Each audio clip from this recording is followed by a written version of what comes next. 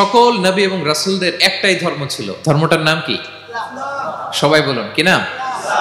সবার একটাই ধর্ম, সব নবীর একটাই ধর্ম। কারণ আল্লাহর কাছে মনোনীত ধর্ম কয়টা? একটা। ইন্না দীনা ইনদাল্লাহিল ইসলাম, আল্লাহর কাছে মনোনীত একটাই ধর্ম, সেটা হচ্ছে ইসলাম। এই যে ইহুদি বলে, নাসারা বলে, এগুলো ধর্ম না, এগুলো বংশ গোষ্ঠী জাতির নাম অনুসারে নামকরণ করা হয়েছে। যেমন নাসারা এসেছে, ঈসা আলাইহিস সালামের মা মারিয়াম ফিলিস্তিনের নাসিরিয়া শহরে জন্মগ্রহণ করেছেন। নাসিরিয়া, ওইখান থেকে আসছেন নাসারা। ইয়াকুব আলাইহিস সালামের 10 ছেলে, এই 10 ছেলের মধ্যে থেকে এক ছেলের নাম হচ্ছে ইয়াহুদা। এই ইয়াহুদা থেকে এসেছে ইহুদি। কিন্তু সব নবীর ধর্ম একটা। আওয়াজ করে বলুন তো সবাই, সেটা কি? ইসলাম। সবার ধর্ম একটা ছিল, ইসলাম। বিষ্ণু ইসলাম বলেন, ওয়াল আম্বিয়াউ ইখওয়াতুন লিআল্লাতিন, সেই বুখারীর বর্ণনা, নবীগণ হচ্ছে একে অন্যের বৈমাত্রেয় ভাইয়ের মতো। বৈমাত্রেয় ভাই মানে মা ভিন্ন কিন্তু বাবা এক, এরকম হয় না? ধরেন আমার বাবা যদি একাধিক বিয়ে করে, তো প্রত্যেক স্ত্রী গর্ভে যদি সন্তান আসে, তো আমরা সবাই তো ভাই, কি বলেন? কিন্তু মা ভিন্ন। মা কি? তবে বাবা এক। নবীদের দৃষ্টান্তটা এরকম, আল আম্বিয়া ও ইখওয়াতুন লিআল্লাত, নবীরা হচ্ছেন বৈমাত্রেয় ভাইয়ের মতো, তাদের মা ভিন্ন কিন্তু বাবা এক। বিষ্ণু ইসলাম বলেন, উম্মাহাতুহুম শাত্তা ওয়া দীনুহুম ওয়াহিদ, তাদের শরীয়ত, তাদের বিধিবিধান এটা ভিন্ন ভিন্ন, কিন্তু তাদের দিন কি? এক, সেটা হচ্ছে ইসলাম। সকল নবীর ধর্মের নাম হচ্ছে ইসলাম। যেমন ইব্রাহিম আলাইহিস সালামের ব্যাপারে আল্লাহ তাআলা বলেন, মা কানা ইব্রাহিমু ইয়াহুদিয়ান ওয়ালা নাসরানিয়ান ওয়ালাকিন কানা হানিফাম মুসলিমা ওয়া মা কানা মিনাল মুশরিকিন। নবী ইব্রাহিম আলাইহিস সালাম উনি ইহুদিও ছিলেন না, নাসারাও ছিলেন না, উনি একনিষ্ঠ মুসলিম ছিলেন। কি ছিলেন? আল্লাহ নবী ইউসুফ আলাইহিস সালাম উনি সবসময় আল্লাহর কাছে দোয়া করতেন, আল্লাহ তাওয়াফানি মুসলিমান ওয়াল হিকনি বিসসালিহিন, আল্লাহ তুমি আমাকে মুসলিম হিসেবে মৃত্যু দিও আর সৎকর্মশীলদের সাথে অন্তর্ভুক্ত করে নিও। তো উনি মুসলিম না হলে এই দোয়া করতেন, আল্লাহ মুসলিম হিসেবে মৃত্যু দিও। সুলাইমান আলাইহিস সালাম রানী বিলকিসের কাছে একটা চিঠি লিখেছেন। এই চিঠি আবার পাঠিয়েছেন হুদহুদ পাখিকে দিয়ে। হুদহুদ পাখি ঠোঁটে করে এটা কামড় দিয়ে নিয়ে বিলকিসের রাজপ্রাসাদের ভেন্টিলেশনের ভিতর দিয়ে ঢুকে, বিলকিস লাঞ্চ করে বিশ্রাম নিতেছিল, এর বুকের উপরে চিঠিটা রেখে ফুরুত করে উড়াল দিছে হুদহুদ। খুলে দেখে অদ্ভুত এক চিঠি, ইন্নাহু মিন সুলাইমান ওয়া ইন্নাহু বিসমিল্লাহির রহমানির রহিম। তো বিলকিসকে উদ্দেশ্য করে সাল্লাল্লাহু আলাইহি ওয়াসাল্লাম বলেছিলেন, আল্লাহ তাআলু আলাইয়া ওয়াতুনি মুসলিমিন, বিলকিস অবাধ্য হয়েও না, বাড়াবাড়ি করো না, মুসলিম হয়ে আমার কাছে ফিরে আসো। কোন নবী বলছেন? তো উনি যদি মুসলিম না হতেন, উনি মুসলিম হওয়ার আহ্বান করতেন? প্রিয় ভাইরা, তাহলে সব নবীর ধর্ম একটা, সেটা কি? ইসলাম। সব নবী একই ধর্মের অনুসারী ছিলেন। এ পর্যায়ে আমরা কমন প্রফিটিক ফিচার্স, 10টা কমন ফিচার আছে যেটা সব নবীদের ক্ষেত্রে প্রযোজ্য। সব নবীদের ক্ষেত্রে এই ফিচারগুলো পাওয়া যায়। এই 10টা কমন ফিচার নিয়ে আলোচনা করব ইনশাআল্লাহ। এই 10টা কমন ফিচারের 1 নম্বর হচ্ছে আল ওয়াহি। সকল নবীকে আল্লাহ তাআলা ওহী পাঠিয়েছেন, রেভেলেশন, প্রত্যাদেশ। ওহী মানে সিক্রেট মেসেজ, যেটা নবী শোনে আর আল্লাহ জানে, দুনিয়ার মানুষ এটা শোনে না। নবীরা বললে কেবল শোনে। সুবহানাল্লাহ বলেন। সব নবীকে আল্লাহ এই ওহীটা পাঠিয়েছেন। জিবরাইল আলাইহিস সালাম মারফত ওহী পাঠিয়েছেন, অথবা সরাসরি কিতাব পাঠিয়েছেন, কিংবা সহিফা পাঠিয়েছেন। আল্লাহ তাআলা ইরশাদ করছেন, ইন্না আওহাইনা ইলাইকা কামা আওহাইনা ইলা নূহি ওয়ান নাবিয়িনা মিন বা'দি। নবী নূহ আলাইহিস সালামের পরে সব নবীদের কাছে আমি যেমনি ওহী পাঠিয়েছি, আপনার কাছেও আমি এভাবে ওহী পাঠিয়েছি। সব নবীদের কাছে আমি এভাবে ওহী পাঠিয়েছি।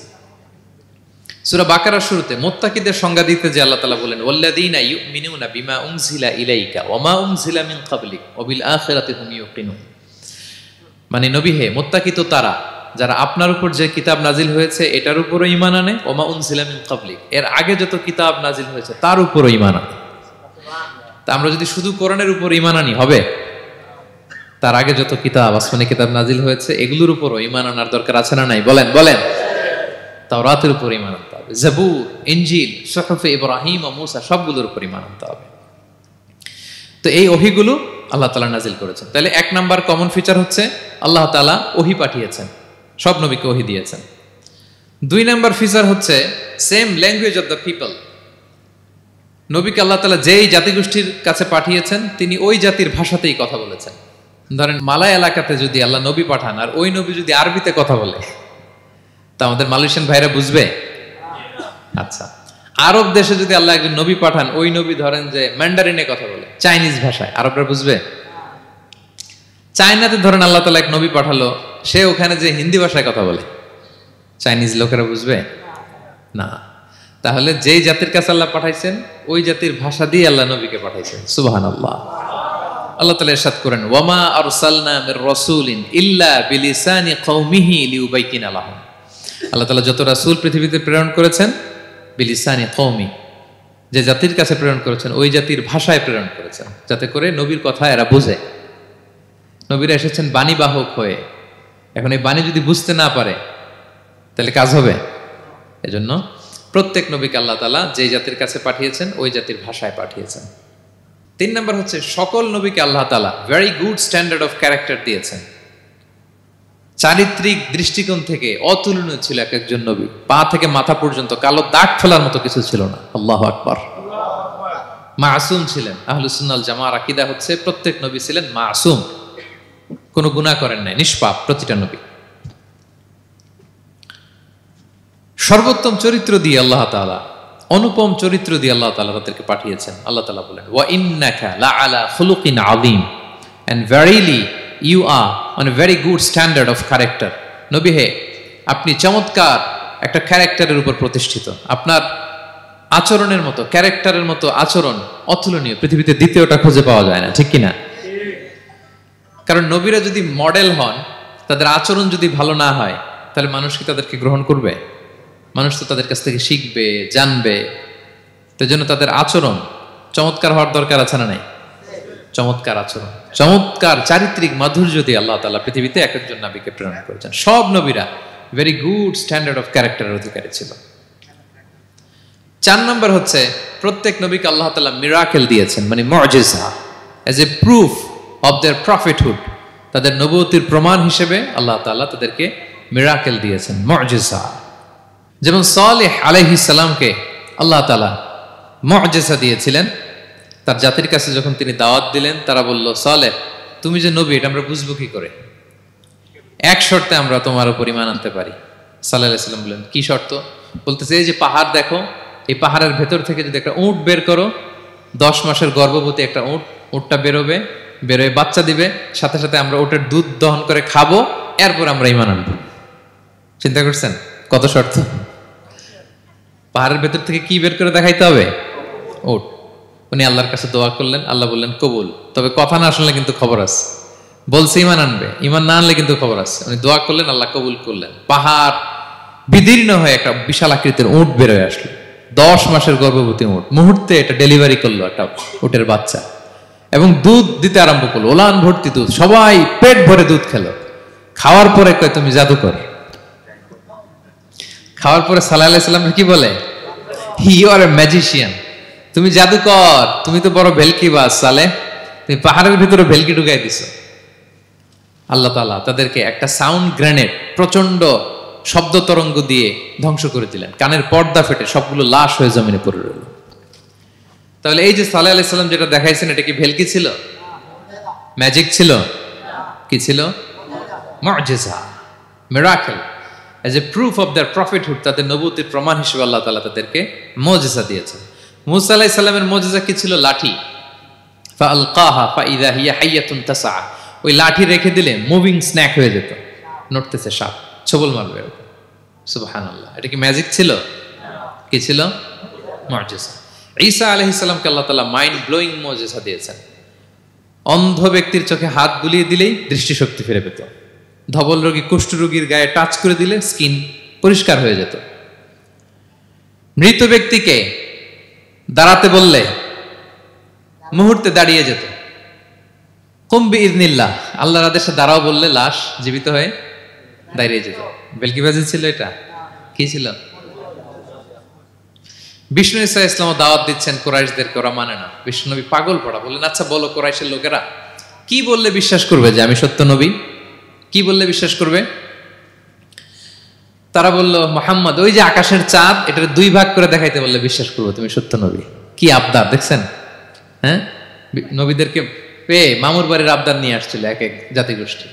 বলে, মুহাম্মদ আকাশের জল জলে চাঁদটাকে যদি তুমি 2 ভাগ করে দেখাতে পারো, তবেই বুঝবে তুমি নবী। বিষ্ণু ইসলাম আল্লাহর কাছে দোয়া করলেন, আল্লাহ বললেন ঠিক আছে, ইখতারাবাতিস সাআতু ওয়ানশাক্কাল কমার ওয়া ইয়ারাউ আয়াতান ইয়ারিদু ওয়া ইয়াকুলু সিহরুম মুস্তামির। বিশ্বনবী সাব্বাবা, এই আঙ্গুলের নাম কি? ইবহাম, সাব্বাবা, ওয়ুসতা, বিংসার, খিনসার।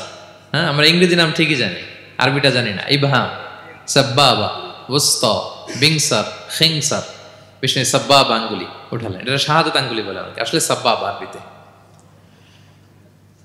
তো বিশ্বনবী এভাবে আল্লাহর নাম নিয়ে চাঁদের দিকে ইঙ্গিত করলেন, মুহূর্তে আকাশের জ্যোৎস্না বিলানো চাঁদটা 2 ভাগ হয়ে গেল। কুরাইশরা দেখে তো অবাক। বিষ্ণু বললেন, এবার কথা অনুযায়ী ঈমান আনো। বলে, Muhammad you are a magician. Muhammad তুমি বড্ড বড় জাদুকর, তুমি চাঁদের মধ্যে জাদু লাগাই ফেলছো। নাউযুবিল্লাহি মিন যালিক। তাহলে আল্লাহ তাআলা এজ এ প্রুফ অফ দেয়ার প্রফিটহুড, তাদের নবুয়তের প্রমাণ হিসেবে প্রত্যেক নবীকে কি দিয়েছেন? মুজিজা দিয়েছেন, সব নবীকে দিয়েছেন। 5 নাম্বার, সকল নবীর দাওয়াতি মিশন এক ছিল, একই মিশন নিয়ে নবীরা পৃথিবীতে এসেছেন। সেটা কি? তাওহীদ, রিসালাত, আখিরাত। আমার সাথে সাথে বলেন, তাওহীদ, রিসালাত, আখিরাত। তাওহীদ, রিসালাত, আখিরাত। এই 3টা বুনিয়াদী শিক্ষা দিতে নবীরা এসেছে। তাওহীদ মানে ওয়াননেস অফ গড, আল্লাহ যে এক, সব নবী প্রচার করেছেন। রিসালাত মানে তারা যে বার্তাবাহক হিসেবে এসেছেন, তাদের কথা মানতে হবে, এটার দাওয়াত দিয়েছেন। আখিরাত মানে হচ্ছে মৃত্যুর পরেও যে একটা জীবন আছে, সেই জীবনের ব্যাপারে প্রত্যেক রাসূলরা কি করেছেন? দাওয়াত দিয়েছেন। এবং কোন নবীর কথার সাথে আরেক নবীর কথার গরমিল পাওয়া যায় না, অমিল হয়নি। আচ্ছা বলেন তো, কখনো কি হয়েছে কোন এক নবী এসে বলছে যে মৃত্যুর পরে একটা জীবন আছে, আরেক নবী এসে বলছে না, মনে হয় নাও থাকতে পারে? বলছে? এক নবী এসে বলছে আমাদের স্রষ্টা আল্লাহ তাআলা তিনি একজন, আরেকজন বলছে না একজন না, 2-3 জন হইতে পারে। এক নবী এসে বলছে ভালো করলে জান্নাত, খারাপ করলে জাহান্নাম, আরেক নবী এসে বলছে না, জান্নাত জাহান্নাম বলতে কিছু নাই। হইছে? হইছে? কোন নবীর কথার সাথে কোন নবীর কথার কোনো বৈপরীত্য নাই, কারণ প্রত্যেক নবীরা মন গড়া কিছু বলতেন না। ওমা ইয়ান্তিকু আনিল হাওয়া ইন হুয়া ইল্লা ওয়াহয়ুন ইউহা। নবীরা কথা বলতেন একটা হেডকোয়ার্টার থেকে তথ্য পেয়ে। ওই হেডকোয়ার্টারটা কার? আল্লাহ। ওই হেডকোয়ার্টার থেকে যে ইনফরমেশন আসতো সেটার আলোকে নবীরা কথা বলতেন, বানিয়ে কিছু বলতেন না। সব নবীরা দাওয়াত দিয়েছেন, ইয়া কওমি ইবুদুল্লাহ মা লাকুম মিন ইলাহিন গায়রু। হে আমার জাতির লোকেরা, এক আল্লাহর ইবাদত করো, আল্লাহ ছাড়া অন্য কারো ইবাদত করো না। সব নবীরা বলেছেন ইন্নী লাকুম রাসূলুন আমিন, নিশ্চয় আমি তোমাদের কাছে বিশ্বস্ত রাসূল হিসেবে প্রেরিত হয়েছি। সব নবীরা বলেছেন ইয়াউমা লা তামলিকু নাফসুন লিনাফসিন শাইআ ওয়াল আমরু ইয়াউমা ইযিল লিল্লাহ। এমন এক দিনের মুখোমুখি হতে হবে, কেউ কারো উপকার করতে পারবে না। নেতা কর্মীর উপকারে আসবে না, কর্মী নেতার উপকারে আসবে না, পীর সাহেব মুরিদের উপকারে আসবে না, মুরিদ পীর সাহেবের উপকারে আসবে না, হাজবেন্ড ওয়াইফের কিছু করতে পারবে না, ওয়াইফ হাজবেন্ডকে কিছু করে দিতে পারবে না। দিনটা বড্ড ভয়ঙ্কর। সব নবীর এই 3টা দাওয়াত দিয়েছেন, তাওহীদ, রিসালাত, আখিরাত। তার মানে সব নবীর দাওয়াতি মিশন এক অভিন্ন দাওয়াতি মিশন নিয়ে তারা পৃথিবীতে এসেছেন। 6 নাম্বার, এই পৃথিবীতে যত রাসূল এসেছে, নবী এসেছে, তারা প্রত্যেকে মানুষ ছিলেন। কি ছিলেন? নাকি জিন ছিল? ফেরেশতা? প্রেরিত সব নবীরা কি ছিল? মানুষ ছিল। মক্কার কুরাইশরা বলতো মা লিহাযা রাসূলি ইয়াকুলু আত-তাআমা ওয়া ইয়ামশি ফিল আসওয়াক। ব্যাপার কি, মুহাম্মদ আবার কেমনে রাসূল হয়? আমরাও বাজারে যাই, উনিও যায়, আমরাও বিয়ে করি, উনিও বিয়ে করে, আমাদেরকে মারলে কাটলে লাল রক্ত, ওনার রক্ত বের হয়। তো তারা চাচ্ছিল, তারা বলতেছিল যে মানুষ না দিয়ে আল্লাহ যদি ফেরেশতা পাঠাইতো নবী হিসেবে, তাইলে না ভালো হইতো। তালবাহান, এটার কি বলে? ফেরেশতা পাঠালে কি বলতো জানেন? ফেরেশতা পাঠালে বলতো ফেরেশতাদের তো ক্ষুধা লাগে না, এরা বুঝবে কি আমাদের কষ্ট? ফেরেশতাদের তো জৈবিক চাহিদা নাই, এরা কেমনে বুঝবে? ফেরেশতাদের তো খারাপ কাজ করার প্রবণতা, টেন্ডেন্সি নাই। আমাদের যে কষ্ট, দুঃখ, ফিলিং, সেটা তো ফেরেশতারা বুঝে না। ফেরেশতারা কেমনে আমাদের নবী হয়, এটা বলতো, ঠিক কিনা? তালবাহানা বলে কেমন রাসূল, আমরা যা করি তাই করে। আল্লাহ বলেন সব নবীকে আমি মানুষ হিসেবে প্রেরণ করেছি। বিষ্ণু ইসলাম বলেন ইন্নামা আনা বাশারুম মিসলুকুম, নিশ্চয় আমি তোমাদের মতোই মানুষ। তোমাদের মতোই কি মানুষ। তো পার্থক্য হচ্ছে ইউহা ইলাইয়া, আমার কাছে ওহী আসে, প্রত্যাদেশ আছে আল্লাহ তাআলার পক্ষ থেকে। তাহলে 6 নম্বর যেই কমন ফিচার আমরা জানলাম, আল্লাহর পাঠানো সবগুলো নবী এবং রাসূল তারা কি ছিলেন? সবাই বলুন, তারা কি ছিলেন? মানুষ ছিলেন। 7 নম্বর কমন ফিচার হচ্ছে আল্লাহর পাঠানো সব নবী এবং রাসূলরা ওনারা পুরুষ ছিলেন। কি ছিলেন? কোন নবী কি নারী ছিল বলেন তো? হ্যাঁ, নারী নবী আছে? নাই। নবী হওয়ার জন্য ম্যাসকুলিনিটি শর্ত, পুরুষ হওয়া শর্ত। কারণ নবীকে অনেক বড় বড় জিনিসের নেতৃত্ব দিতে হবে, মাঝে মাঝে মিলিটারি তৈরি করতে হবে, লিডারশিপ লাগবে, যুদ্ধ পরিচালনা করতে হবে। নারীদের পক্ষে এটা সম্ভব? কঠিন। আমাদের বোনদের অনেক ধরনের দুর্বলতা আছে, তাদের মাসে কিছুদিন তারা আল্লাহর আদেশে অসুস্থ থাকে, ঠিক কিনা? পিরিয়ড তাদের চলে, ওই সময় সালাত পড়তে পারে না, অনেক প্রতিবন্ধকতা তাদের আছে। বাচ্চা যদি ধারণ করে পেটে 9 মাস, ওনারা অসুস্থ। শেষের মাসগুলোতে তো কঠিন, জটিল অবস্থা। বাচ্চা ডেলিভারির পরেও 40 দিন ব্লিডিং আছে না নাই? তাহলে অনেক ধরনের জটিলতা আল্লাহ তাআলা ওনাদের দিয়েছেন। এজন্য আল্লাহ তাআলা নবুয়তের গুরু দায়িত্ব, এটার জন্য আল্লাহ তাআলা পুরুষদেরকে সিলেক্ট করেছেন। আলহামদুলিল্লাহ বলেন। তাহলে যত নবী এবং রাসূল পৃথিবীতে এসেছিল ওনারা পুরুষ ছিল। আল্লাহ বলেন, ওয়ামা আরসালনা মিন ক্বাবলিকা ইল্লা রিজালান নূহি ইলাইহিম। নবী হে মুহাম্মদ, আপনার আগে যত নবী এবং রাসূলকে আমি পৃথিবীতে প্রেরণ করেছি তাদেরকে পুরুষ হিসেবে প্রেরণ করেছি, কোন নারীকে আমি নবুয়তের মর্যাদা দেই নাই। 8 নাম্বার, প্রত্যেক নবীকে আল্লাহ তাআলা একটা গ্রুমিং, একটা ট্রেনিং সেশনের মধ্য দিয়ে নিয়েছেন। সেটা কি? সেটা হচ্ছে সবাইকে আল্লাহ তাআলা শেফার্ড হিসেবে কাজ দিয়েছিলেন, রাখাল হিসেবে। পৃথিবীর সব নবীরা ছাগল চড়াতেন, সব, আদম আলাইহিস সালাম থেকে শুরু করে বিষ্ণু ইসা ইসলাম পর্যন্ত। সুবহানাল্লাহ পড়বেন না? বিষ্ণু ইসা ইসলাম বলেন, মা বাআসাল্লাহু নাবিয়্যান ইল্লা রাআল গানাম। আল্লাহ এমন কোন নবী পাঠায় নাই যেই নবী ছাগল চড়ায় নাই, সব নবী। সাহাবার অবাক হয়ে বললেন, ওয়া আনতা ইয়া রাসূলুল্লাহ, হে নবী আপনিও ছাগল চড়িয়েছেন? বিষ্ণু বললেন, হ্যাঁ, আমি তো অল্প কিছু পারিশ্রমিকের বিনিময়ে মক্কার লোকদের ছাগল চড়িয়ে দিতাম। সুবহানাল্লাহ। কেন সব নবীকে দিয়ে আল্লাহ ছাগল চড়ালেন? এই ট্রেনিং সেশন, গ্রুমিং সেশন কেন? কারণ ছাগলকে একসাথে বসানো কঠিন। ছাগল একটু কি বলবো, একটু টেরা টাইপের প্রাণী, কথা শুনতে চায় না। ধরেন যে সারা সপ্তাহ আপনি খুব ব্যস্ত, একদিন সুযোগ পাইছেন সপ্তাহে যে আজকে আমি ফ্রি আছি, যাই পুকুরে যাই, আমিও গোসল করি, ছাগলটারও গোসল করাই। এটা ধরে যদি এখন পুকুরের দিকে টান দেন, কি করবে? পা দুইটা এমন শক্ত করে মাটিতে ধরে রাখবে, আপনি যত টানবেন ওর ঘাড়ের চামড়া ছিঁড়ে যাচ্ছে, তারপরেও আসে না। এরপর ছাগলগুলোর একসাথে রাখা কঠিন, একটা নেচে ওদিকে যায়, আরেকটা লাফ দেয় এদিকে, আরেকটা ওইদিকে। এদেরকে যদি কেউ একত্রিত করতে পারে তাহলে এই জাতিকে, মানব জাতিকে একত্রিত করা তার জন্য একেবারে সহজ, পানি ভাত, ঠিক কিনা? এজন্য আল্লাহ এই মানব গোষ্ঠীর উপর লিডারশিপ কায়েমের আগে ছাগল চড়িয়েছেন। এবং যারা মরুভূমিতে ছাগল চড়ায়, যে শেফার্ডগুলো, যেই রাখালগুলো, তাদের অনেক শক্তিশালী হইতে হয়। গায়ে শক্তি না থাকলে ছাগল চড়ানো যায় না, কিন্তু লাঠি নিয়ে হই হই করে পিছনে দৌড়াইতে হয়, নেকড়ের ছোবল থেকে ছাগলগুলোকে রক্ষা করতে হয়, বাঘ নেকড়ে এগুলো থেকে বাঁচাইতে হয়। তার মানে এটা করার মধ্য দিয়ে এই জাতিকে কিভাবে জাহান্নামের আগুন থেকে বাঁচাবে নবীদের ওই ট্রেনিং হয়ে যায়। সুবহানাল্লাহ। ছাগল এদিক ওদিক দৌড়াতে থাকে, এদেরকে যেমনি একত্রিত করতে হবে, নবীদের কাজও হচ্ছে মানব গোষ্ঠীকে ইউনাইটেড করা, একত্রিত করা। এজন্য আল্লাহ তাআলা মা বাআসাল্লাহু নাবিয়্যান ইল্লা রাআল গানাম, এই পৃথিবীতে এমন কোন নবী পাঠান নাই যেই নবীকে দিয়ে আল্লাহ তাআলা ছাগল চড়ান নাই। সব নবীর মধ্যে এটা কমন।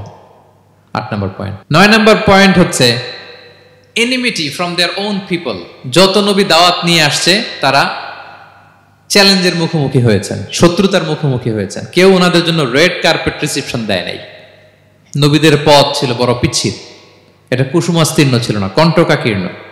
কেউই সহজে মেনে নেয় নাই। দাওয়াত দিছে তো রিজেক্ট, সবাই প্রত্যাখ্যান করেছে, সবাই প্রত্যাখ্যান করেছে। এটা কমন ছিল, প্রত্যেক নবীকে এটা মুখোমুখি হতে হয়েছে। Mockery, vulgarism, operation, mental torture, physical torture and what not, সব ধরনের। ইভেন অনেক নবীকে হত্যা করা হয়েছে দিনের দাওয়াতের কারণে। বনি ইসরায়েলের লোকেরা তাদের নিজেদের 70,000 নবীকে নিজেরা হত্যা করেছে। এমনকি আমার নবী বিশ্বনবী মুহাম্মদ রাসূলুল্লাহ সাল্লাল্লাহু আলাইহি ওয়াসাল্লামকে হত্যার ষড়যন্ত্র করা হয়েছিল। আল্লাহ তাআলা দয়া করে বিশ্বনবীকে হিজরতের ব্যবস্থা করে দিয়ে প্রাণে বাঁচিয়েছেন, মক্কা থেকে মদিনাতে পাঠিয়ে দিয়েছেন। তাহলে এই পথ বড় কঠিন ছিল, নবীদের পথ, সব নবীর জন্য, এক্সেপ্ট সুলাইমান এবং দাউদ আলাইহিস সালাম, তাদের কথা ভিন্ন। এছাড়া সব নবীরা এই সংগ্রাম, এই বিরোধিতা, এই শত্রুতা, এই জেলাসি, এগুলোর মুখোমুখি হয়েছে পৃথিবীর সকল নবীরা, সকল নবীরা। বিষ্ণু ইসা ইসলাম ঘুমাতে পারে নাই একটা রাত শান্তিতে, বিষ্ণুর বায়োগ্রাফি যদি আপনি পড়েন, জীবনে যদি পড়ে দেখেন, প্রত্যেকটা নবীর জীবনে এই কষ্টকর মুহূর্তগুলো ছিল। শত্রুতা সব নবীকে পোহাতে হয়েছে। বিষ্ণু ইসলামের কাছে যখন প্রথম নাজিল হলো ইকরা বিসমি রাব্বিকাল্লাযী খালাক, সূরা আলাকের প্রথম কয়টা আয়াত? 5 আয়াত নিয়ে কোরআনের ভারে নতুন রেভুলেশন পেয়ে বিষ্ণুনবী কাঁপতে আরম্ভ করলেন। কাঁপতে কাঁপতে জ্বর এসে গেল বিষ্ণুনবীর গায়ে, নিচে নেমে আসলেন। খাদিজা রাদিয়াল্লাহু তাআলা আনহাকে বললেন, জাম্মিলুনি জাম্মিলুনি, আমাকে কম্বল চাপা দাও, আমার খুব শীত লাগছে, আমার জ্বর এসে গিয়েছে। কাঁপতে লাগলেন বিষ্ণু ইসলাম। খাদিজা রাদিয়াল্লাহু তাআলা আনহার এক চাচাতো ভাই ওয়ারাকা ইবনে নওফল ছিল ইনজিল কিতাবের পণ্ডিত। খাদিজা রাদিয়াল্লাহু তাআলা আনহা বিষ্ণুকে নিয়ে চাচাতো ভাইয়ের কাছে গেলেন, যে বলেন, ভাই ওরাকা, দেখেন তো মোহাম্মদ কি বলে, সে কি দেখছে, কি নিয়ে আসছে, কাঁপতেছে আর বলতেছে আমি মরে যাব, আমাকে কম্বল চাপা দাও। ওরাকা বললেন, মোহাম্মদ কে এসেছিল বলতো? বিষ্ণু জিবরাইল ইসলামের বর্ণনা দিলেন। কি বলেছে বলতো? 5 আয়াতের বর্ণনা বিষ্ণু ইসলাম দিলেন। তখন বিষ্ণু ইসলামের কথা শুনে ওরাকা বলল, তোমার কাছে যে এসেছে ওহুয়ান নামুস, মানে জিবরিল, সে সব নবীদের কাছে এসেছে। মোহাম্মদ তুমি নবী হবা, তুমি কি হবা? তুমি নবী হবা, আখিরি নবী হবা তুমি। যে তোমার কাছে এসেছে সে সব নবীদের কাছে ওহী নিয়ে এসেছিল। আর জেনে রাখো মোহাম্মদ, তোমার এলাকার লোকেরা একদিন তোমাকে এলাকা থেকে বের করে দিবে। ভবিষ্যৎবাণী করতেছিলেন।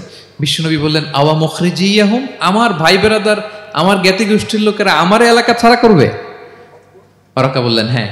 লাম ইয়াতি রাজুলুন কত্তু বিমিসলি মা জিতা বিহি ইল্লা উদিয়া, তোমার মতো এরকম রিসালাতের দায়িত্ব নিয়ে যারাই কোনো জাতির কাছে এসেছে তাদের সাথে এরকম শত্রুতা করা হয়েছে। বিষ্ণু ইসলাম সেদিনের কথা শুনে, ওরাকার কথা শুনে অবাক হয়েছিলেন। তাহলে সব নবীদের ক্ষেত্রে 9 নম্বর কমন বৈশিষ্ট্য হচ্ছে তাদেরকে বাধার সম্মুখীন হতে হয়েছে। এখনো যারা নবীদের পথে চলবে বা চলে, তাদের জীবনে বাধা বিপত্তি আছে না নাই? হ্যাঁ, তারা জেনে বুঝেই এই পথে এসেছে, তারা হিসাব মিলিয়েই এই পথে নেমেছে। এজন্য বাধা বিপত্তি চ্যালেঞ্জ কোনো মুমিনকে তার রাস্তা থেকে সরাতে পারে না, ঠিক কিনা বলেন? এক চুলো নড়াতে পারে না। এটা নবীদের পথ, এটা নবীওয়ালা কাজ। এখানে জুলুম থাকবে, এখানে বাধা বিপত্তি থাকবে, এখানে চ্যালেঞ্জ থাকবে। এই পথটা সোজা, সিরাতুল মুস্তাকিম। যদি শেষ মাথায় যাওয়া যায়, ডাইরেক্ট জান্নাতুল ফিরদাউস। আলহামদুলিল্লাহ। তাহলে সব নবীরা বাধার সম্মুখীন হয়েছে। 9টা কমন ফিচার গেল। 10 নম্বর, দ্য লাস্ট কমন ফিচার, পৃথিবীর সব নবীরা ইন্তেকাল করেছেন, আর কোন নবী আসবেন? আসবে? পৃথিবীর সব নবীরা মারা গিয়েছেন, কিন্তু আলামুল বারজাখে, বারজাখের জগতে নবীরা জীবিত। আই রিপিট, আমি আবারও বলি, প্রত্যেক নবী তার কবরে জীবিত। আলামুল বারজাখে। আমরা এই দুনিয়াতে আসার আগে যেই জগতে ছিলাম, ওই জগৎটার নাম হচ্ছে আলামুল আরওয়াহ, মানে রুহের জগৎ। সেখান থেকে আমরা এই জগতে এসেছি, এটার নাম আলামুদ দুনিয়া, দুনিয়ার জগৎ। আবার মৃত্যুর পরে যে নতুন এক্সটেশনে আমরা যাব, সেটার নাম হচ্ছে আলামে বারজাখ, বারজাখের জগৎ। নবীরা ওই বারজাখের জগতে জীবিত। বিষ্ণু ইসলাম সুনানে আবু দাউদের হাদিসে বলেন যে, ইন্নাল্লাহ হাররামা আলাল আরদি আন তাকুলা আজসাদাল আম্বিয়া, আল্লাহ তাআলা এই জমিনকে, নবীদের দেহকে কনজিউম করাকে হারাম করে দিয়েছেন। মানে জমিনের জন্য নবীদের লাশকে পচিয়ে ফেলা, খেয়ে ফেলা হারাম।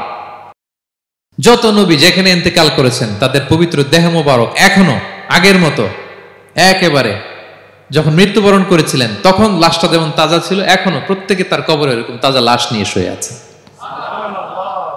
প্রত্যেক নবী কবরে জীবিত। বিষ্ণু ইসলাম ওনার কবরে জীবিত। তবে এটা বারজাকি জগতে।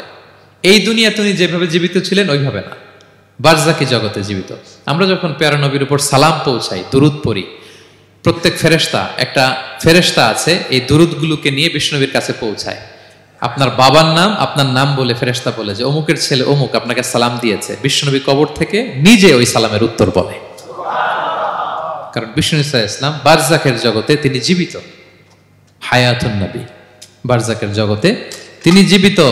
আরেক হাদিসে বিষ্ণু ইসলাম বলেন, আল আম্বিয়া ও আহিয়াউন ফি কুবুরিহিম ইউসাল্লুন, নবীরা তাদের কবরে জীবিত, সেখানে তারা সালাত আদায় করে। নবীরা তাদের কবরে কি করে? সালাত আদায় করে। তাহলে এই 10টা হচ্ছে কমন ফিচার্স এবং প্রফিটস। সব নবীদের মধ্যে এই বিষয়গুলো পাওয়া যায়। সর্বশেষ পয়েন্ট হচ্ছে lessons from the life of the profits. এত নবী রাসূল যে আল্লাহ তাআলা আমাদের হেদায়েতের জন্য পাঠালেন, তাদের জীবনী থেকে আমাদের জন্য শিক্ষা কি, লেসন কি, এটা জানার দরকার আছে না নাই? বলেন, কি লেসন আমরা নিব? অনেক লেসন আছে, আমি সংক্ষিপ্ত পরিসরে 2-1টা বলি।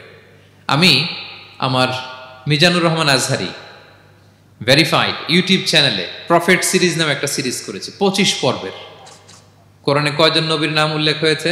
25। আর আমার চ্যানেলে কয় পর্ব?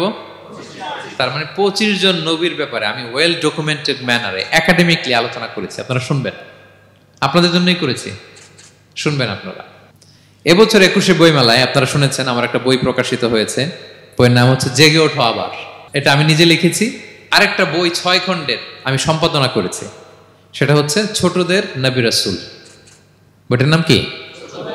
ছোটদের নবী রাসূল। সত্যায়ন প্রকাশন থেকে 6 পর্বের খুব চমৎকার গ্রাফিক্যাল ইউজার ইন্টারফেস দিয়ে আপনার সোনামণিরা, বাচ্চারা তারা জেনে যাবে যে তাদের আসল আইকন কারা, তাদের আসল সুপার হিরো কারা, তাদের অনুসরণীয় অনুকরণীয় ব্যক্তিত্ব হবে কারা। এই বইটা লিখতে, সম্পাদনা করতে আমাদের অনেক চ্যালেঞ্জ আমরা ফেস করেছি, কারণ এটা আপনাদের জন্য লিখি নাই, লিখছি কাদের জন্য? বাচ্চাদের জন্য। সো আমি বাচ্চাদেরকে গল্প শোনাচ্ছি এরকম একটা ভাব নিয়ে লিখেছি। আমি বারবার ভেবেছি যে আমার ছোট্ট মেয়েটাকে যদি আমি শোনাই, ওকে বুঝাইলে ও কিভাবে বললে বুঝবে। গল্পের মতো করে খুব রস দিয়ে, আনন্দ দিয়ে প্রতিটা বাক্য এভাবে সাজানো হয়েছে। 6 খণ্ডের ছোটদের নবী রাসূল সিরিজ। যদি সুযোগ হয় আপনারা সংগ্রহ করবেন। বড়দের নিয়েও আমরা নবী রাসূলদের উপর আমাদের সামনে কাজ আসবে, আমরা জানাবো। তো আজকের এই কায়েত ফাউন্ডেশন বাংলাদেশের এই প্রোগ্রামের সর্বশেষ যে পয়েন্টটা আপনাদের সামনে আমি উপস্থাপন করতে চাই, সেটা হচ্ছে lessons from the life of the prophets. নবী রাসূলদের জীবনী থেকে আমাদের জন্য কি শিক্ষা। 25 জন নবীকে কভার করা সম্ভব হবে না। আমি সেখান থেকে মাত্র 7 জন নবীর জীবনী থেকে 7টা শিক্ষা 7 মিনিটে বলে আমরা শেষ করে দেব ইনশাআল্লাহ বিইذنিল্লাহ। প্রথমে আমরা শুনবো সাইয়েদনা আদম আলাইহিস সালামের জীবনী থেকে শিক্ষা। পৃথিবীর প্রথম নবী কে ছিল বলেন তো? আদম আলাইহিস সালাম। আমরা যেমনি আমাদের শৈশব ছিল, কৈশোর ছিল, যৌবন, তারপর বার্ধক্যের দিকে যাচ্ছি, ওনার কি এরকম ছিল? আদম আলাইহিস সালামের শৈশব ছিল না? ছিল? কৈশোর ছিল? কনফিউশনে পড়ে গেছে। ছিল? ছিল না। মজার ব্যাপার হচ্ছে ওনার শৈশব কৈশোর ছিল না, ওনাকে আল্লাহ সৃষ্টি করতে যুবক করে সৃষ্টি করছে। সুবহানাল্লাহ। তো আসতে কেন? সৃষ্টি করতেই যুবক, 60 হাত লম্বা। কয় হাত? 60 হাত লম্বা করে তৈরি করছেন আদম আলাইহিস সালামকে। আপনারাও যারা জান্নাতে যাবেন 60 হাত লম্বা হয়ে ঢুকবেন, 33 বছরের যুবক হয়ে ঢুকবেন। 80 বছর বয়সে মারা গেল, কত বছর বয়সে ঢুকবেন? গালে কোনো দাড়ি থাকবে না। এই দুনিয়ায় দাড়ি রেখে নেন, ওখানে দাড়ি ছাড়া উঠবেন একেবারে। কোনো জুরদা মুর্দা ও আবনা ও সালাসা ওয়া সালাসিন, 33 বছরের তাগড়া ইয়াং সুপারস্টার হয়ে জান্নাতে ঢুকবো আমরা। তো আদম আলাইহিস সালামকে আল্লাহ প্রথম নবী করে পৃথিবীতে পাঠালেন। ওনাকে জান্নাতে সব খাইতে বললেন যে সব খাও, একটা গাছের কাছে যেও না। কিন্তু শয়তান সে তার মিশন নিয়ে আসে। সে আদম আলাইহিস সালামকে ভুলভাল বোঝালো, আদম আর হাওয়াকে, যে একটা কাজ করো, আল্লাহ তাআলা তোমাকে না করছে কেন জানো? আল্লাহ তো চায় না তুমি জান্নাতে থাকো, আল্লাহ চায় তোমাদেরকে দুনিয়াতে পাঠাই দিবে। তো তুমি যদি ওই গাছের ফল খেয়ে ফেলো, আল্লাহ আর দুনিয়াতে পাঠাইতে পারবে না। কিন্তু আল্লাহ চায় তোমাদেরকে কই পাঠাবে? কিন্তু যদি গাছের ফল খেয়ে ফেলো আর পাঠাইতে পারবে না। এজন্য আল্লাহ নিষেধ করছে গাছের ফল খায় না। চিন্তা করছেন? উল্টা, পুরো উল্টোটা বুঝাইছে। তো ভুল করে সাইয়েদনা আদম আলাইহিস সালাম, হাওয়া আলাইহিস সালাম খেয়ে ফেলছেন এই ফল। খাওয়ার পরেই আল্লাহ তাআলা পাঠাই দিলেন পৃথিবীতে, যাও জমিনে যাও, এই জান্নাতে আর থাকা যাচ্ছে না। কাঁদতে আরম্ভ করলেন আদম আর হাওয়া আলাইহিস সালাম। কাঁদতে কাঁদতে অনুতপ্ত হয়ে আল্লাহর কাছে দোয়া করলেন। তো পুরো আদম আলাইহিস সালামের জিন্দেগির সবচেয়ে বড় শিক্ষা হচ্ছে রিপেন্টেন্স, অনুতপ্ত হওয়া। কি হওয়া? অনুতপ্ত হওয়া। আমরা ভুল করব, কুল্লুকুম খাত্তাউন, আমরা সবাই পাপী। সবাই কি? পাপী। কে পাপ করি না? আমরা সবাই পাপী। কিন্তু মনে রাখবেন, আমাদের পাপ যত বড় হোক, আল্লাহর রহমতের দরিয়া তার চাইতেও বড়, অনেক বড়। তিনি দয়াময়, তিনি মেহেরবান, তার দয়ার শেষ নাই, তার মায়ার শেষ নাই। তার রহমতের দরিয়া যে কত বড় আপনি কল্পনাও করতে পারবেন না। শয়তান আর আমাদের মধ্যে পার্থক্য হচ্ছে, শয়তান পাপ করে পাপে অটল থাকে, কিন্তু বিশ্বাসীরা পাপ করার সাথে সাথেই ক্ষমা চায় কার কাছে? এটা হচ্ছে আদম আলাইহিস সালামের জীবনী থেকে আমাদের জন্য সবচেয়ে বড় লেসন। সাইয়েদনা আদম আলাইহিস সালাম উনি ভুল করে যখন বুঝতে পারলেন, অনুতপ্ত হলেন, চোখের পানি ছাড়লেন। 2 ফোঁটা পানি আল্লাহর কাছে সবচাইতে প্রিয়। এক হচ্ছে জেহাদের ময়দানে মুজাহিদের গা বেয়ে ঝরে পড়া রক্তের ফোঁটা, দুই হচ্ছে অনুতপ্ত বান্দার চোখের পানির ফোঁটা। অনুতপ্ত বান্দা নিজের ভুল স্বীকার করে মাথাটা নিচু করে চোখের পানি ছেড়ে দিয়ে যখন আল্লাহর কাছে কাঁদে, তার চোখের পানি চোখ বেয়ে নাকের ডগা বেয়ে জমিনে ড্রপ করার আগেই আল্লাহ তার সব গুনাহ মাফ করে দেয়। সাইয়েদনা আদম আলাইহিস সালাম কাঁদতে আরম্ভ করলেন, কাঁদতে কাঁদতে অনুতপ্ত হয়ে দোয়া করলেন, রব্বানা যালামনা আনফুসানা ওয়া ইল্লাম তাগফির লানা ওয়া তারহামনা লানাকুনান্না মিনাল খাসিরিন। রব্বানা, হে আমাদের রব, যালামনা আনফুসানা, আমরা আমাদের নফসের উপর জুলুম করেছি, ভুল করেছি, অন্যায় করেছি, অপরাধ করেছি। ওয়া ইল্লাম তাগফির লানা, আল্লাহ তুমি যদি ক্ষমা না করো, তুমি যদি মাফ না করো, লানাকুনান্না মিনাল খাসিরিন, আল্লাহ আমরা ধ্বংস হয়ে যাব, আমরা ক্ষতিগ্রস্ত হয়ে যাব, আমরা লুজার হয়ে যাব। এই বাক্যগুলো বলে বলে যখন আল্লাহ তাআলার কাছে দোয়া করলেন, আল্লাহর রহম হলো। আল্লাহ দয়া করে সাইয়েদনা আদম আর হাওয়া আলাইহিস সালামকে ক্ষমা করে দিলেন। ক্ষমা করে আবার জান্নাতের এন্ট্রির ঘোষণা দিলেন যে আবার দুনিয়ার জীবন শেষ করে আসো, যেখান থেকে আসছিলে আবার ওখানে ঢুকতে পারবে। তাহলে আদম আলাইহিস সালামের জীবন থেকে আমরা যে লেসনটা পাই সেটা কি ভাই? বলেন বলেন। অনুতপ্ত হওয়া, রিপেন্টেন্স। আমরাও যদি জীবনে ভুল করি কি করবেন? ভুলের উপর অটল থাকবেন?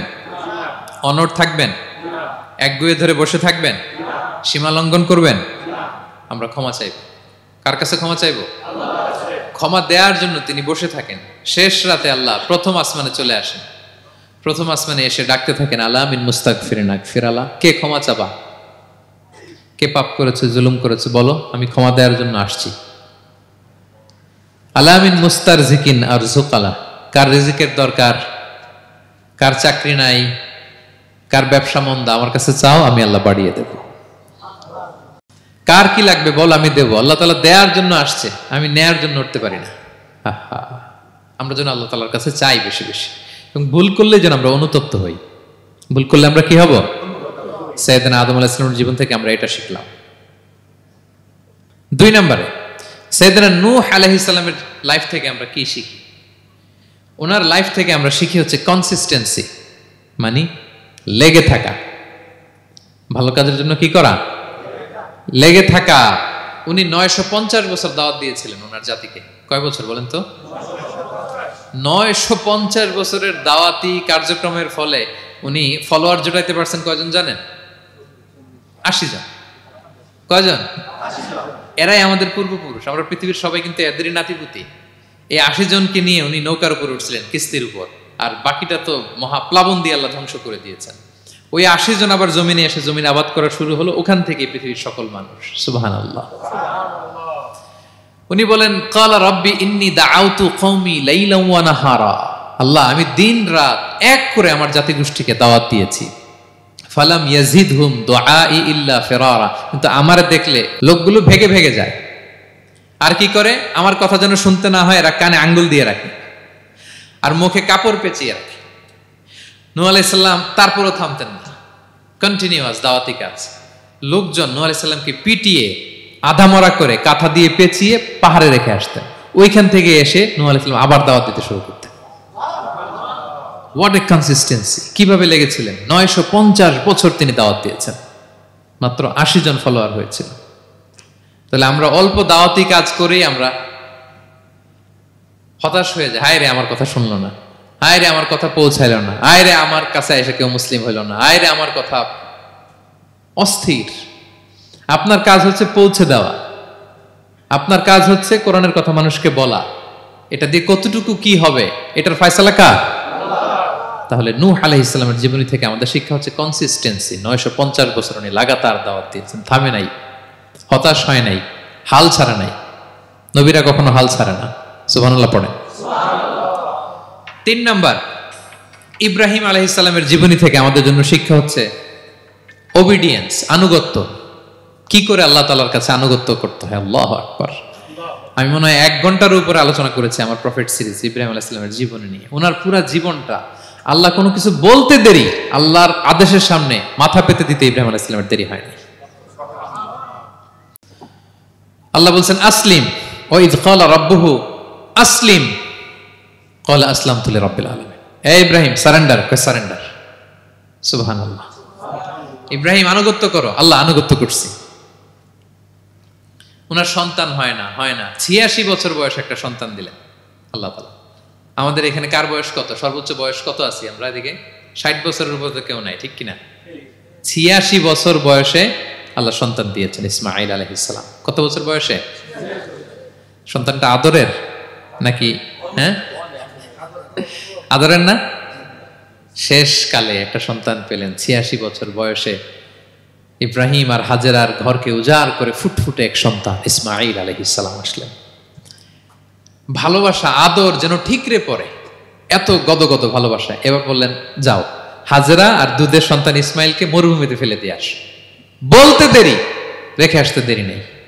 এটাই হচ্ছে ইব্রাহিম আলাইহিস সালামের আনুগত্য। দুধুমরু প্রান্তরে হাজেরা আর ইসমাইল আলাইহিস সালামকে রেখে আসলেন, চলে আসলেন। বুকটা ফেটে চৌচির, 86 বছর বয়সে একটা দুধ সন্তান পেলাম, দুধের বাচ্চা আমার স্ত্রী সহ মরুভূমিতে রেখে আসলাম।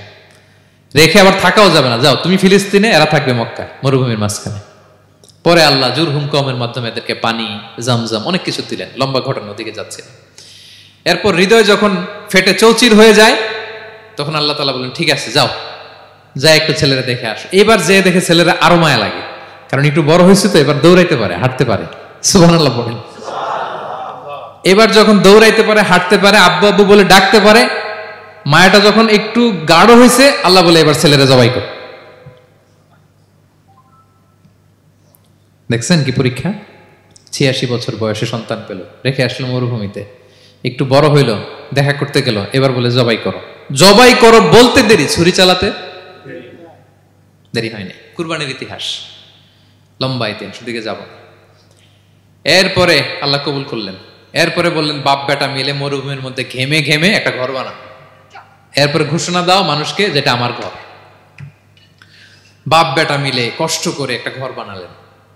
এবার বললেন, আজান দাও, ঘোষণা দাও, সবাই যেন এখানে আসে। আল্লাহ কারে ঘোষণা দিব? কেউ তো নাই। বলতেছে, তুমি ঘোষণা দাও, এই ঘোষণার শব্দ পৃথিবীর সব মানুষের কর্ণকুহরে আমি আল্লাহ নিজ দায়িত্বে পৌঁছে দেব। আমরা যারা রুহের জগতেও তখনও ছিলাম, যারা লাব্বাইক বলতে পেরেছি, তাদের ঠিকই নসিবে ওই কাবা ঘর জিয়ারতের নসিব হয়ে যাবে। উনি ঘোষণা দিলেন, দেখেন কেউ নাই, ধুধুমরু প্রান্তর। আজকের মক্কাকে কল্পনা করেন তো কি অবস্থা। এই রমজানের লাস্ট 10 days অফ রমাদান আপনি জায়গা পাবেন? হজের চেয়েও বেশি মানুষ। কিভাবে আল্লাহ কবুল করেছেন, কিভাবে আনুগত্য, সাবমিসিভনেস, নিজেকে আল্লাহর কাছে পুরো সুপর্দ করা, এর নমুনা সাইয়েদনা ইব্রাহিম আলাইহিস সালাম পেশ করেছেন। তাহলে সংক্ষিপ্ত কথা হচ্ছে, আল্লাহ নবী ইব্রাহিম আলাইহিস সালামের জীবনী থেকে আমাদের জন্য শিক্ষা হচ্ছে অবিডিয়েন্স, আনুগত্য। কিভাবে আল্লাহর আদেশের সামনে মাথা পেতে দিতে হয়। পারা যাবে তো? হ্যাঁ, ওই ইব্রাহিম আলাইহিস সালামের রক্ত আমাদের দেহে বহমান। আমরাও নবী ইব্রাহিমের উত্তরসূরি। নবী ইব্রাহিমের আলাইহিস সালামের মতো আমরাও ইসলামের জন্য জীবন বিলিয়ে দেওয়ার দরকার আছে না নাই? বলেন বলেন। শক্ত পদে আমাদেরকেও এরকম স্যাক্রিফাইসের মেন্টালিটি অর্জন করতে হবে। অবিডিয়েন্স, আনুগত্যের শিক্ষা আমরা নবী ইব্রাহিম আলাইহিস সালামের কাছ থেকে পাই। 4 নম্বর, ইয়াকুব আলাইহিস সালাম, ওনার জীবনী থেকে শিক্ষা হচ্ছে পেশেন্স, ধৈর্য। আমাদের অনেকের ধৈর্য নাই, আমরা অস্থির, অল্পতে ধৈর্য হারাই ফেলি। ধৈর্য এমন একটা গাছ, এই গাছের সারা গায়ে অনেক কাঁটা, কিন্তু এই গাছের ফল বড্ড মিষ্টি। ধৈর্য এমন একটা গাছ, গাছের সারা গায়ে কি, কিন্তু ফলটা। ইয়াকুব আলাইহিস সালামের কলিজার টুকরা ইউসুফ আলাইহিস সালামকে ভাইয়েরা মেরে আহত করে কুয়ায় ফেলে দিছে। কুয়া থেকে নিয়ে মিশরে বিক্রি করে দিছে। এখন এতিম হয়ে আরেক জায়গায় থাকে। বাবার কলিজা ফেটে যায়, ছিঁড়ে যায়, কিন্তু কাউরে বিচার দেয় না, কাউরে কিছু বলে না। উনি বলে, ইন্নামা আশকু বাসি ওয়া হুজনি ইলাল্লাহ, আমার দুঃখ কষ্ট মনের জ্বালার যন্ত্রণা আমি একজনের বলি, তিনি কে? আল্লাহ। ধৈর্য ধারণ করলেন। প্রাপ্তবয়স্ক অবস্থায় ওনার ছেলে বানিয়ামিন, তাকেও হারালেন। আবার বলে, আমি কাউরে বিচার দিই না, একজনের বলে, তিনি কে? আল্লাহ। এই 2 ছেলের শোকে কাঁদতে কাঁদতে অন্ধ হয়ে গেলেন। আল্লাহু আকবার। সাইয়েদনা ইয়াকুব আলাইহিস সালাম একবার ধৈর্য হারা হন নাই। তাহলে আল্লাহ নবী ইয়াকুব আলাইহিস সালামের জীবনী থেকে আমাদের জন্য শিক্ষা হচ্ছে পেশেন্স। বিপদে আমরা কি ধরবো? ধৈর্য ধারণ করব। 5 নম্বরে, ইউসুফ আলাইহিস সালামের জীবনী থেকে আমাদের শিক্ষা হচ্ছে, he is the archetype of good character, উন্নত চরিত্রের মডেল। আমার যুবক ভাইয়েরা, কায়েত ফাউন্ডেশন বাংলাদেশের আজকের ইফতার প্রোগ্রামে যুবক যারা এসছো, তোমাদের জন্য শিক্ষা আর্কিটাইপ অফ গুড ক্যারেক্টার। চরিত্র কিভাবে হেফাজত করতে হয়, এর মডেল, প্রেরণার বাতিঘর, তাগড়া যুবক, পৃথিবীর সবচাইতে সুন্দর পুরুষ ইউসুফ আলাইহিস সালাম। তাকে দেখে ওই সময়ের আরেক বিশ্ব সুন্দরী জুলাইখা প্রেমে মাতোয়ারা, গোপন কক্ষে নিয়ে প্রেম নিবেদন করেছে, বলেছে ইউসুফ কাক পক্ষে টের পাবে না। আল্লাহ নবী ইউসুফ আলাইহিস সালাম এটাকে প্রত্যাখ্যান করলেন, জোরাজুরি করলো, প্রত্যাখ্যান করলেন, মারধর করা হলো, প্রত্যাখ্যান করলেন, সবশেষে আলটিমেটাম দিল, যদি আমার কথা মতো না চলো জেলখানায় ভরবো। উনি বললেন ক্বালা রাব্বি সিজনু আহাব্বু ইলাইয়া মিম্মা ইয়াদউনানি ইলাই, আল্লাহ এই পাপের কাজের চেয়ে জেলখানায় আমার জন্য ভালো। বিনা অপরাধে বিনা দোষে এক যুগ মিথ্যা অপবাদে কারাবন্দী ছিলেন সাইয়েদনা ইউসুফ আলাইহিস সালাম। তারপরেও চরিত্রের ব্যাপারে এক বিন্দু কম্প্রোমাইজ করেন। যুবক ভাইরা, চরিত্র বড় দামি সম্পদ। সম্পদ গেলে সম্পদ আসে, স্বাস্থ্য গেলে স্বাস্থ্য আসে, একবার চরিত্র নষ্ট হলে ওই চরিত্র আর ফিরে পাওয়া যায় না। সাইয়েদনা ইউসুফ আলাইহিস সালামের জীবনী থেকে আমাদের শিক্ষা হচ্ছে চরিত্রকে কিভাবে প্রিজার্ভ করতে হয়। এটা 6 নম্বরে সাইয়েদনা ঈসা আলাইহিস সালামের জীবনী থেকে আমাদের জন্য শিক্ষা হচ্ছে স্লেভারি, দাসত্ব। কারণ আমরা সবাই গোলাম একজনের, বলেন তো কার গোলাম? আল্লাহর গোলাম। কিন্তু ওনার সব উম্মতেরা মানে খ্রিস্টানরা তাকে বলে সান অফ গড, উনি নাকি আল্লাহর সন্তান। নাউজুবিল্লাহ পড়েন। ওনার মা ম্যারি মানে মারিয়াম আলাইহিস সালাম নাকি আল্লাহর স্ত্রী। নাউযুবিল্লাহ। কিন্তু উনি জন্মের পরেই দুধের শিশু মায়ের কোলে বসে একটা ছোট্ট ভাষণ দিয়েছিলেন, বলেছিলেন ইন্নী আব্দুল্লাহ আতানিয়াল কিতাবা ওয়া জাআলানি নাবিয়্যা, আল্লাহ আমাকে আল্লাহর গোলাম বানিয়ে পাঠিয়েছেন। দেখেন কি নবী, প্রথমে এসে বলেন আমি কিন্তু রাসূল, একে তো দুধের শিশু, মুখের প্রথম কথা কি ইন্নী আব্দুল্লাহ, আমি আল্লাহর গোলাম, যাতে করে পুরো খ্রিস্ট সমাজের বিরুদ্ধে দলিল হয়ে থাকে যে তোমাদের নবী পৃথিবীতে এসে তার মুখ নিঃসৃত প্রথম শব্দটাই ছিল আমি আল্লাহর দাস, আমি আল্লাহর গোলাম। এবং উনাকে ওনার মাকে আল্লাহ স্পেশাল ইন্টারোগেট করবেন কিয়ামতের দিন, ঈসা মারিয়াম তোমরা কি বলে আসছিলা যে তুমি আমার বউ আর তুমি আমার সন্তান? ওনারা কাচুমাচু করে থার করে কাঁপবে আল্লাহর সামনে, কারণ এটা শিরকের প্রশ্ন। তারা বলবে আল্লাহ আমরা যদি বলতাম আপনি তো জানতেন, আপনি যা শিখিয়েছেন আমরা তাই বলেছি। আল্লাহ জানেন যে উল্টাপাল্টা কিছু বলে নাই, তারপরেও কোটি কোটি মানুষের সামনে এত বিশাল জনগোষ্ঠী কেন এই নবীকে আল্লাহর সন্তান বললো? আল্লাহ তাআলা ঈসা আলাইহিস সালামকেও ছাড়বেন না, জিজ্ঞেস করবেন। তিনি বলবেন আল্লাহ আমি যে তোমার গোলাম এটার দাওয়াত দিয়েছি, আর আজীবন গোলামের মতোই ছিলাম। ঈসা আলাইহিস সালাম কৃষকের সাথে, মজুরের সাথে, কুলির সাথে, ধোপাতের সাথে বন্ধুত্ব করেছিলেন। সমাজের নিচু শ্রেণীর লোকেরা ছিল তার ফলোয়ার। আল্লাহু আকবার। তাহলে সাইয়েদনা ঈসা আলাইহিস সালামের জীবনী থেকে আমরা শিখলাম আমরা সবাই আল্লাহর গোলাম, আল্লাহর দাস। সর্বশেষ নবী, বিশ্ব নবী, পেয়ারা নবী মুহাম্মদুর রাসূলুল্লাহ সাল্লাল্লাহু আলাইহি সাল্লামের জীবনী থেকে কি শিক্ষা? এই শিক্ষা তো বলতে গেলে ঘন্টার পর ঘন্টা লাগবে। একটা শিক্ষা শুধু বলি, সেটা হচ্ছে মার্সি।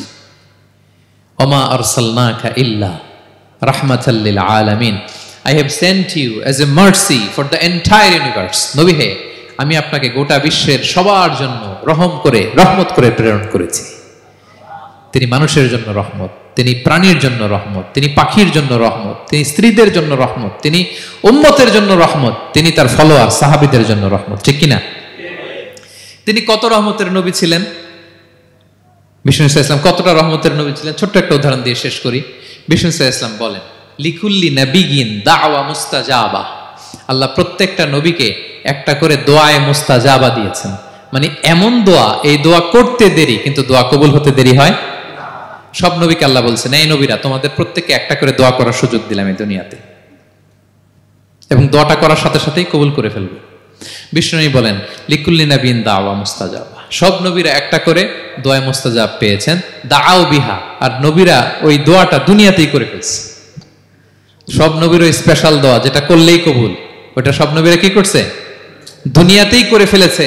কিন্তু বিষ্ণু নবী বলেন ওয়া ইন্নী আখতাবিউ দাওয়াতি শাফাআতান লি উম্মতি ইয়াউমাল কিয়ামা, আমি আমার সেই দোয়াটা এই দুনিয়ার বুকে অন্যান্য নবীদের মতো করি নাই। আমি আমার দোয়াটা আমার গুনাহগার উম্মতের জন্য কিয়ামতের কঠিন দিনে তারা যখন মুসিবতে পড়ে যাবে, ওই মুসিবত থেকে বাঁচার জন্য ওই দোয়াটা আমি আমার উম্মতের জন্য রেখে দিয়েছি।